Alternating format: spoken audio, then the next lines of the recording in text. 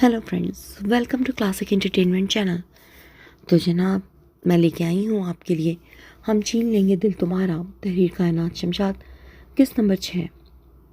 शुरू करने से पहले जल्दी से चैनल को सब्सक्राइब कर लीजिए, बेल नोटिफिकेशन को ज़रूर दबाइए ताकि हमारे चैनल पे अपलोड होने वाली वीडियोस आपको फौरी सबसे पहले सुनने और देखने को मिले। अब आपको मज़ीद इंतज़ार नहीं कराते और शुरू करते हैं हम छीन लेंगे दिल तुम्हारा, किस्त नंबर 6। दफ़ा हो जाओ यहाँ से, मैं अपनी पसंद से शादी करूँगा। पीछे से अज़मीर की चिंगारती हुई आवाज़ ने नताशा के रुए रुए में सुकून भर दिया था। भूल है तुम्हारी कि मैं तुम्हारी जान छोड़ूंगी, ऐसा कभी नहीं होगा अज़मीर। मैं जानती हूँ आप किसकी शह पर ये सब कह रहे हैं, लेकिन मैं इसकी और आपकी ये ख्वाहिश कभी पूरी नहीं होने दूँगी। फ़ोन से दोबारा यशल की बरहम सी आवाज़ उभरी। मैं देखता हूँ तुम कैसे नहीं हटती हमारे बीच से। लाओ मुझे ये फ़ोन दो, मैं भी तुम्हारा दिमाग दुरुस्त करता हूँ। वो फ़ोन उसके हाथ से छीन कर कहने लगा, नताशा, क्या तुम मुझसे मोहब्बत करती हो, मुझसे शादी करोगी? वो मोबाइल का कान से लगाए संजीदा लहजे में पूछने लगा। हाँ अज़मीर, मैं तुमसे मोहब्बत करती हूँ और ज़रूर तुमसे शादी करूँगी। शादीशुदा मर्द से शादी करोगी, शर्म नहीं आएगी? फ़ोन के करीब से यशल की तंज़ी आवाज़ सुनाई दी। करूँगी, ज़रूर करूँगी, क्योंकि अज़मीर मेरी पहली मोहब्बत है। तुम दफ़ा हो जाओ उसकी ज़िंदगी से, वरना मैं तुम्हें धक्के देकर निकलवाऊँगी। नहायत गुस्से में नताशा के बोले गए इन लफ्ज़ों के बाद यशल ने फातिहाना नज़रों से अज़मीर को देखते कॉल काट दी, जबकि अज़मीर अपनी जगह दंग रह गया। वो तो यशल को गलत साबित करने के लिए इस खेल में शामिल हुआ था। ये तो वहम गुमान में भी न था कि नताशा ऐसा घिनौना खेल खेल रही है। ये ठीक है कि वो नताशा को पसंद करता था, मगर शादी के बाद यशल की भरपूर तवज्जो और हंसमुख आदतों ने जल्द ही उसे अपनी तरफ माइल कर लिया था। उसे कौन सा कोई धुआंधार किस्म का इश्क था नताशा से, बस एक पसंदीदगी थी। यशल जैसी अच्छी बीवी पाके वो भी कहीं दूर जा सोई थी, और उसका रवैया नताशा के साथ बस दोस्ताना सा रह गया था, जिसे वो यशल के सामने कोई और ही रंग देकर पेश कर रही थी, जिसका एहसास अज़मीर को बिल्कुल नहीं था। लेकिन अब वो अपने और यशल के बीच से नताशा को निकाल के यशल के साथ एक पुरसुकून ज़िंदगी गुजारना चाहता था, जिसके लिए नताशा का इन दोनों के बीच से निकलना बहुत ज़रूरी था। काफ़ी बड़ा रूम था, जिसे फूलों, कैंडल्स और कई मसनूई चीज़ों से सजाकर हसीन बनाया गया था। जहाज़ी साइज़ बेड पे बैठी वो तो वर्ताए हैरत से इस बड़े से रूम और उसके खूबसूरत फर्नीचर को देख रही थी। हर चीज़ इस कदर खूबसूरत थी कि वो दिल नापा भुलाए टकर टकर सब देख रही थी। उसे भला कब ये सब देखने को मिला था? कभी उसके तो ख्वाबो ख्यालों में भी ना था कि उसकी शादी इस कदर अमीर शख्स से होगी। क्या वाकई ये मेरा घर है? मैं अब यहाँ रहूँगी? वो हैरान होती खुद से बार बार सवाल पूछ रही थी। फिर उसे उस शख्स का ख्याल आया जिसकी वजह से ये सब उसे मिला था। कितना अमीर है वह नावर। मैंने उससे कितने गुस्से से बात की। भला अमीर लोग कब बर्दाश्त करते हैं कि गरीब उनके आगे ज़बान चलाए, उनकी बात ना माने? यकीनन वो भी मुझ पर गुस्सा होगा। मैंने उसके साथ इतनी बदतमीज़ी जो की है। इस तरह की मुख्तलिफ़ सोचें जहन में उभर के उसे खौफज़दा कर रही थी। अब उसे मीरान से डर लगने लगा था। अगर वो मुझे कोई सज़ा देता या मारता पीटता है, फिर भी मैं सब बर्दाश्त कर लूँगी और आइंदा ऐसी कोई गलती नहीं करूँगी जिससे वो नाराज़ हों। जिस वक्त मीरान रूम में दाखिल हुआ, वो तेज़ आवाज़ में खुद से ही सब बड़बड़ा रही थी। क्या हुआ? वो जल्दी से करीब आकर बैठता तशवीश से पूछने लगा। आप मुझे माफ़ कर दें, मैं आइंदा ऐसी गलती कभी नहीं करूँगी, चाहे तो थप्पड़ भी मार लें। वो घबराते हुए हाथ जोड़कर कहने लगी। क्या हुआ है अर्शीन, किस चीज़ की माफ़ी मांग रही हो? उसके जुड़े हाथों को अपने हाथ में लेते वो परेशानी से पूछने लगा। वो मैंने आपसे बदतमीज़ी की थी, आपको इनकार भी किया था, उसकी माफ़ी दे दें। वो ज़रा सा हकला के बोलती खौफ से सर झुका गई। उफ़, तुमने तो डरा ही दिया था। कोई गलती नहीं की तुमने, और ना ही कुछ गलत कहा था जिसकी तुम्हें माफ़ी मांगनी पड़े। तुम्हारा जवाब बिल्कुल दुरुस्त था। यूँ बीच रास्ते में कोई भी आपसे शादी का बोले तो हर लड़की का यही जवाब होना चाहिए। आप नाराज़ नहीं हैं? नहीं, थोड़ा सा भी नहीं, वो बेयकीनी से पूछ बैठी। बिल्कुल भी नहीं माई प्रिंसेस। उसका चेहरा नरमी से दोनों हाथों में लेकर वो प्यार से बोला तो अर्शीन हैरान होती उसकी शक्ल देखने लगी।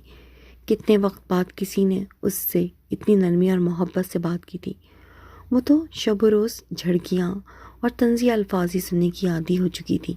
ایک اس کے ابو ہی تھے جو اس سے نرم لہجے میں بات کرتے، مگر وہ بھی کمانے کے چکر میں اتنے گم ہوئے کہ انہیں یہ بھی بھول گیا کہ میری بیٹی کو میری توجہ اور محبت کی ضرورت بھی ہے، اور آج اپنے لیے اچھے الفاظ اور نرم لہجہ سن کے اس کی آنکھیں نم ہو گئی تھیں۔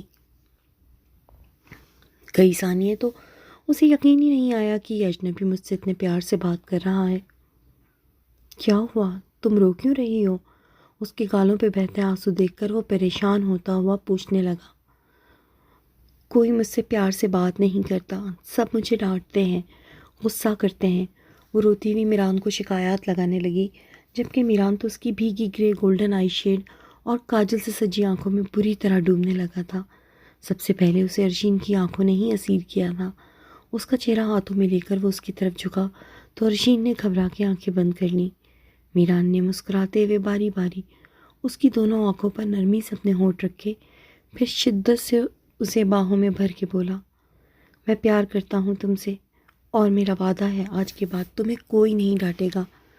میں ہوں نا تمہارے ساتھ، میں کسی کو تمہیں ڈانٹنے نہیں دوں گا۔ آج کے بعد کوئی تمہیں کچھ نہیں کہے گا۔ آپ سچ کہہ رہے ہیں؟ اس کے سینے سے سر اٹھا کے وہ بے یقینی سے بولی۔ بالکل سچ، آج کے بعد تمہاری ان خوبصورت آنکھوں میں کبھی آنسو نہیں آئیں گے، کوئی تنگ نہیں کرے گا، تم اپنی مرضی سے اپنی زندگی جیو گی۔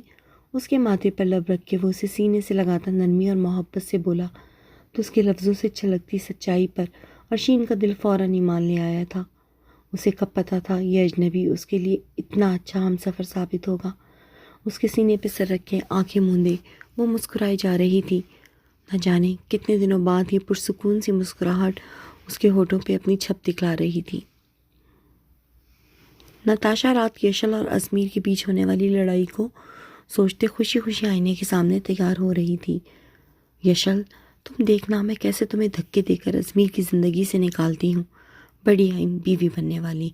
مجھے کہتی تھی تم مجھ سے ازمیر کو نہیں چھین سکتی، جبکہ وہ بیوقوف یہ نہیں جانتی کہ میں اس سے ازمیر کو چھین چکی ہوں۔ آئینے کے سامنے کھڑے خود غلامی کرتے اس نے بالوں کی اونچی سی پونی باندھی، ہونٹوں پر پنک گلوز لگا کر خود پر اچھی طرح پرفیوم اسپرے کیا اور سامنے میز پر رکھی انگلش کی بک اٹھاتی کندھے پر دوپٹہ ڈال کے ازمیر کے گھر کی طرف چل دی۔ آخر صبح صبح جانے کا کوئی بہانہ تو چاہیے تھا، اور ٹیسٹ سے اچھا کیا بہانہ ہو سکتا تھا۔ صبح کے 8:45 بجے جب وہ رضا ہاؤس پہنچی تو سارے گھر میں خاموشی چھائی ہوئی تھی، بس کچن سے پراٹھے کی خوشبو آ رہی تھی۔ ذرا آگے جا کے جھانکا تو یشل ناشتہ بنا رہی تھی۔ چلو اچھا ہے یہ یہاں مصروف رہے، میں تب تک ازمیر سے مل لیتی ہوں۔ مسکراتے ہوئے سوچ کر وہ روم کی طرف بڑھی، دروازہ کھول کر اندر داخل ہوئی۔ کیسے ہو ازمیر؟ آفس کے لیے تیار ہوتے بیڈ سے شرٹ اٹھا کے پہنتے ازمیر کے ہاتھ اس آواز پر وہیں ساکت ہوئے۔ وہ بھی نہا کے نکلا تھا اور صرف پینٹ میں ملبوس تھا۔ نتاشا، تم صبح صبح یہاں کیا کر رہی ہو؟ جلدی سے دوسرا بازو پہنتا وہ سختی سے پوچھنے لگا۔ وہ رات ہی سوچ چکا تھا کہ نتاشا کو کہے گا اب ان کے بیچ کچھ نہیں رہا، اس لیے وہ اپنی زندگی نئے سرے سے شروع کرے۔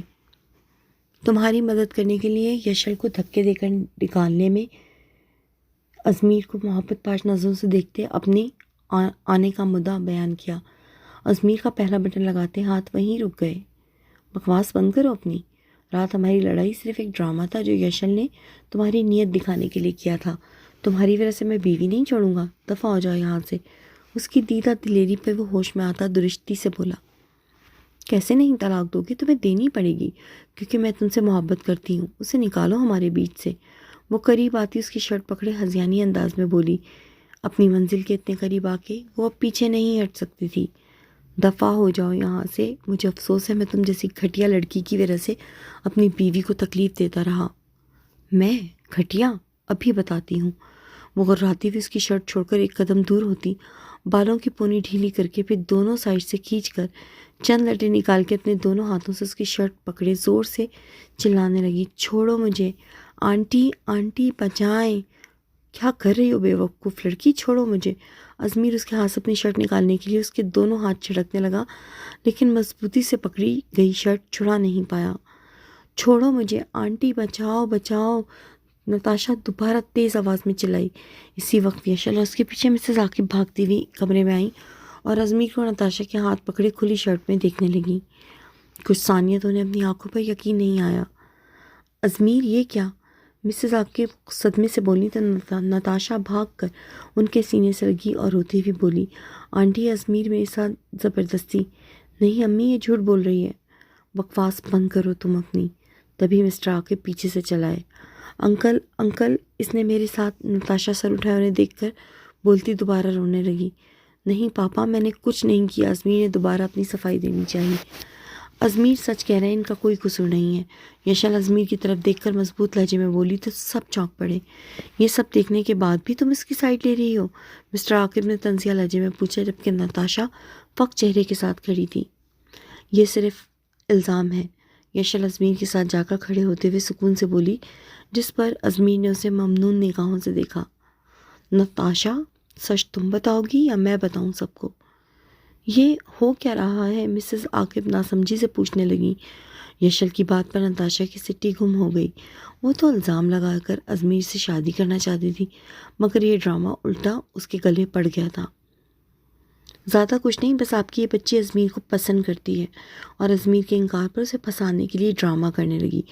2 منٹ میں ساری کہانی بھاپ کے اس نے نتاشا کے پلان کی دھجیاں بکھیر دیں۔ نہیں آنٹی، ایسی تو کوئی بات نہیں۔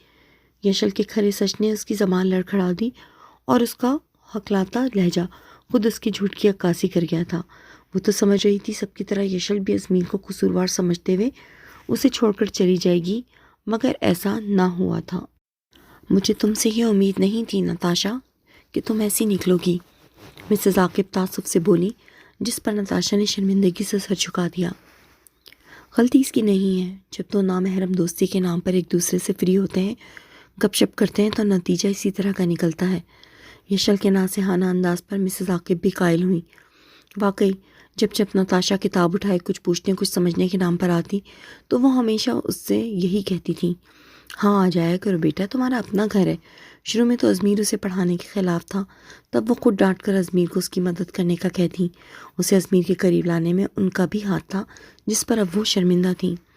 واقعی جب ہمارے مذہب نے ہمیں نامحرم سے بات چیت تک کو منع کیا ہے، یہ کہا ہے کہ لڑکا لڑکی دوست نہیں ہو سکتے، تو ہم اس بات سے مکر کے کیوں مغرب کی اندھی تقلید میں مخالف جنس کو پہلے دوست اور پھر لور بنا لیتے ہیں، اور جب نتیجہ اچھا نہیں نکلتا تو باقی زندگی افسوس کرنے یا محبت میں دل ٹوٹ گیا، ہائے وہ بے وفا نکلا جیسے الفاظ سے زندگی کا قیمتی وقت خراب کرتے ہیں، بلکہ کچھ کمزور دل تو محبت میں خودکشی تک کر لیتے ہیں، جو غلط ہے۔ جب ہمارا مذہب ہمیں کسی کام سے روکتا ہے تو ہمارے بھلے کے لیے روکتا ہے۔ اس بات کو سمجھیں اور اپنی زندگی آسان بنائیں۔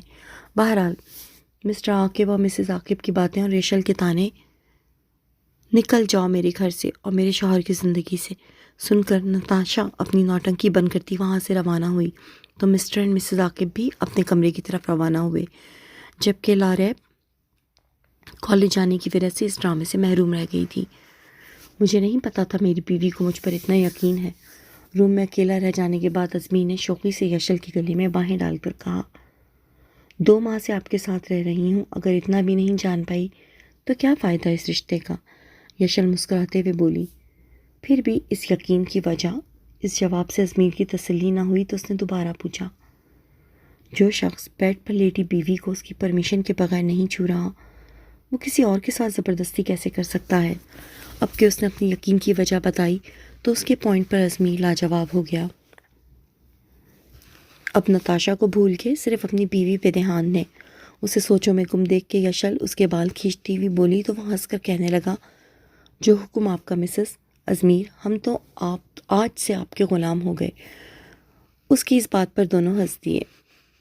1 سال بعد، میں اتنی دیر تک سوتی رہی، آپ نے مجھے جگایا کیوں نہیں؟ میران کے کندھے پر سرک کے سوتے ہوئے جب اس کی آنکھ کھلی تو اس نے سائڈ ٹیبل پر پڑی گھڑی میں ٹائم دیکھ کر کہا، جو صبح کے 9 بجا رہی تھی۔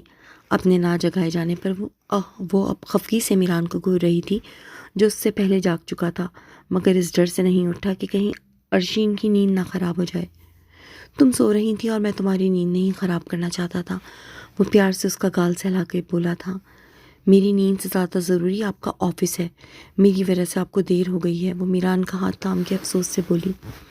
آفس میرا اپنا ہے، میں وہاں دیر سے بھی جا سکتا ہوں، لیکن تمہاری نیند پوری نہ ہو یہ مجھے گوارا نہیں۔ اسے باہوں میں لیتا وہ شدت سے بولا تو ارشین مسکرا دی۔ بیتے 1 سال میں اس نے میران کی اتنی محبت دیکھی تھی کہ وہ اپنے سارے دکھ بھول گئی تھی۔ ایسی کوئی بات، کوئی فرمائش نہیں تھی جو اس کے منہ سے نکلی ہو اور میران نے پوری نہ کی ہو۔ وہ اپنے رب کا جتنا شکر ادا کرتی کم تھا، جس نے اسے میران کی صورت اس کے صبر کا بھرپور انعام دیا تھا۔ ابھی وہ میران کے سینے پہ لیٹی ہوئی تھی کہ پاس پڑا اس کا موبائل بجا، جسے ہاتھ بڑھا کر میران نے اٹھا کے یس کرتے اس کے کانوں سے لگا دیا۔ ہیلو ارشین بیٹا، ہم تباہ ہو گئے، برباد ہو گئے۔ فون سے پھپھو کی روتی ہوئی آواز آئی تو وہ خود پر سے میران کا ہاتھ ہٹاتی پریشانی سے اٹھ بیٹھی۔ کیا ہوا پھپھو؟ بیٹا، رمشا کے شوہر نے اسے مار پیٹ کے طلاق دے کر گھر سے نکال دیا ہے اور وہ لوگ ٹرک میں بھر کے اس کا سب سامان اور سونے کے 3 سیٹ بھی لے گئے ہیں۔ پھپھو نے روتے ہوئے خود پر بیتنے والی قیامت بتائی تو ارشین کو بہت دکھ ہوا۔ پھپھو آپ فکر نہ کریں، میں آ رہی ہوں، اس نے تسلی دے کر فون رکھا اور میران کو سب بتانے لگی۔ ارشین کی قیمت لگا کے ساجدہ بیگم نے اپنی بیٹی کے لیے جو خوشیاں خریدنی چاہییں وہ انہیں راس نہ آئی تھیں، جبکہ ارشین کو رب نے میران کی صورت میں خوبصورت ہمسفر دے کر ہر محرومی کا ازالہ کر دیا تھا۔ میران، مجھے پھپھو کے پاس ابھی جانا ہے، وہ بہت رو رہی تھی۔ ارشین نے میران کو دونوں کندھوں سے پکڑتے شدت سے کہا۔ ہاں ہاں کیوں نہیں، ضرور چلی جانا، لیکن پہلے ناشتہ تو کر لو۔ اس کا پریشان چہرہ دونوں ہاتھوں میں تھامے میران محبت سے بولا۔ نہیں، میرا کچھ کھانے کو دل نہیں چاہ رہا، بس مجھے ابھی جانا ہے۔ وہ حساس لڑکی پھپھو کی تکلیف کو سنتے ہی انتہائی پریشان ہو گئی تھی۔ بس نہیں چل رہا تھا اڑ کے ان کے پاس پہنچ جائے۔